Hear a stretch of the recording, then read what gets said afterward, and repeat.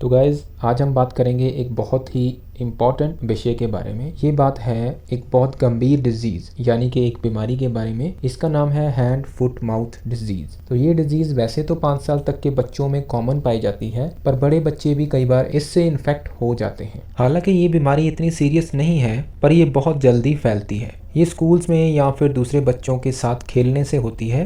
कई लोग इससे फुट एंड माउथ डिजीज़ के साथ जोड़ देते हैं, जो कि जानवरों में पाई जाती है। इंसान जनरली जानवरों की बीमारियों से इन्फेक्टेड नहीं होते और जानवर भी इंसानों की बीमारियों से नहीं प्रभावित होते। तो आगे हम बात करेंगे कि ये बीमारी फैलती कैसे है और इसके सिम्टम्स क्या हैं, और उसके बाद इसको ठीक कैसे किया जा सकता है या फिर इससे बचने के क्या तरीके हैं। तो गाइज़ इससे बच्चे बहुत इरिटेट होते हैं। रिसेंटली मेरे बेटे को भी ये डिज़ीज़ हुई थी और पूरा 1 वीक से लेके 10 डेज़ तक उसको ये डिज़ीज़ रही है। ऐसे ही उसमें फ़ीवर भी आया है और उसमें बहुत सारी और भी कुछ चीज़ें हुई हैं। तो हम आगे डिस्कस करेंगे इसके बारे में, ताकि ये आप अपने बच्चों को इससे बचा सकें। तो चलिए सबसे पहले बात करते हैं कि ये बीमारी होती क्यों है। इसका सबसे बड़ा कारण है वायरस।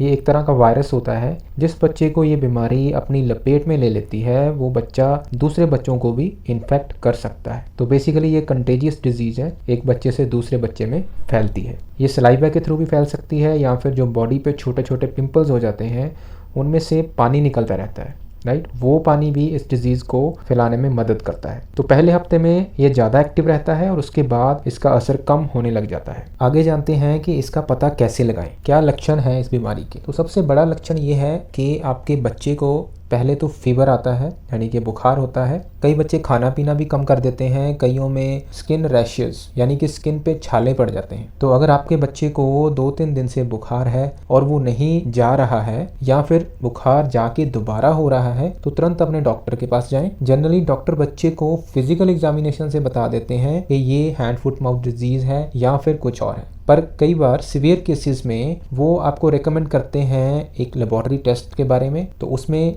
बच्चे का स्टूल या फिर जो स्किन है उससे सैंपल लिया जाता है टेस्ट करवाने के लिए। तो ये तो हो गए इसके लक्षण क्या हैं और इसका कैसे पता चलता है। और आइए जानते हैं अब इसका इलाज क्या है। तो आपके डॉक्टर जनरली बच्चों को फीवर की मेडिसिन देते हैं या फिर कुछ पेन किलर्स, ताकि मुंह में छाले हैं या फिर स्किन पे रैशेस हैं उससे तकलीफ कम हो सके। तो इसमें बच्चे को ज़्यादा लिक्विड देने की सलाह दी जाती है, क्योंकि सॉलिड फूड खाना बच्चे के लिए थोड़ा सा परेशानी वाला काम हो जाता है। और इसकी एज सच कोई मेडिसिन नहीं है, कोई ऐसा इलाज नहीं है। डॉक्टर आपको यही सजेस्ट करेंगे कि ये 1 वीक के बाद अपने आप चला जाएगा। तो वायरस का जो इफ़ेक्ट होता है वो 1 वीक के बाद अपने आप डाउन होने लग जाता है। पर हाँ, इससे बचने के कुछ उपाय हैं जो मैं आपको बताने लगा हूँ। तो दोस्तों, बच्चे को खेलने से रोकना तो बहुत मुश्किल होगा, पर हम कुछ हाइजीनिक कंडीशंस को मेंटेन करके इस बीमारी को दूर रख सकते हैं। अपने बच्चे के हाथों को और फेस को 3-4 बार वॉश करें, ताकि इन्फेक्शन के चांसेस कम हो। बच्चों के खिलौने या फिर जो फर्श होता है उनको अच्छी तरह से साफ करें, ताकि कोई भी अगर कीटाणु हो वहाँ पे वो